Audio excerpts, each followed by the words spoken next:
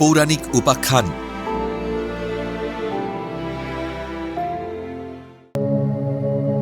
গঙ্গা নদী ও তার জল এত পবিত্র কেন? শাস্ত্রীয় ও পৌরাণিক মতে গঙ্গা নদীকে পৃথিবীর সবচেয়ে পবিত্র নদী হিসেবে গণ্য করার প্রধান কারণগুলো হল, হিন্দু পুরাণ অনুযায়ী ভগবান বিষ্ণু যখন বামন অবতারে মহাবিশ্ব পরিমাপ করছিলেন, তখন তার একটি পা ব্রহ্মাণ্ডের সীমানা স্পর্শ করে। সেই সময় সৃষ্ট একটি ছিদ্র দিয়ে যে পবিত্র জলধারায় আকাশগঙ্গা প্রবাহিত হয়, তাকে ব্রহ্মা তার কমণ্ডলুতে ধারণ করেন। তখন ব্রহ্মা তার পা ধুয়ে দেন। সেই জল ব্রহ্মার কমণ্ডলুতে সংরক্ষিত হয়।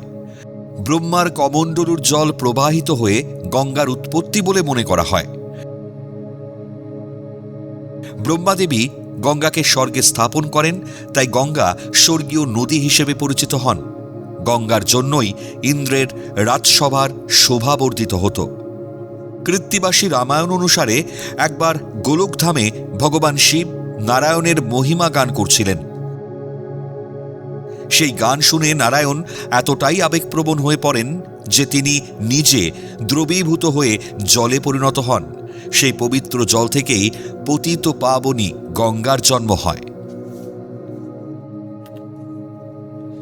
একবার দেবর্ষি নারদ বিষ্ণুর সভায় গান গাইছিলেন।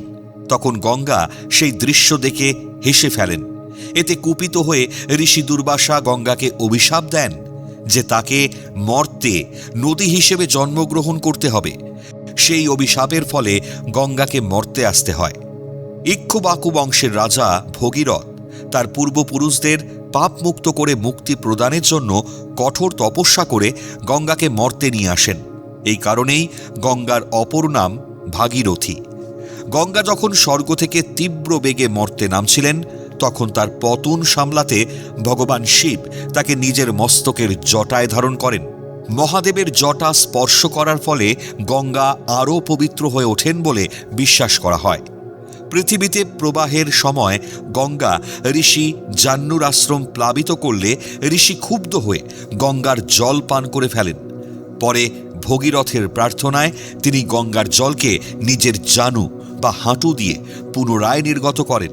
তাই গঙ্গাকে ঋষি জাহ্নুর কন্যা বা জাহ্নবী বলা হয়।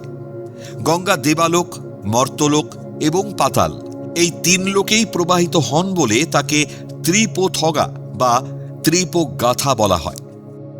এটি তার ঐশ্বরিক ক্ষমতার বহিঃপ্রকাশ। একমাত্র গঙ্গা নদী ত্রিভুবনে প্রবাহিত হয় বলে তিনি পবিত্র নদী। শাস্ত্রে বলা হয়েছে, গঙ্গার পুণ্য সলিলে স্নান করলে মানুষের সমস্ত অর্জিত পাপ ধুয়ে যায় এবং আত্মার পরম মুক্তি বা মোক্ষ প্রাপ্তি ঘটে। গঙ্গা মৃত ব্যক্তির আত্মার শান্তি ও মুক্তির জন্য অপরিহার্য।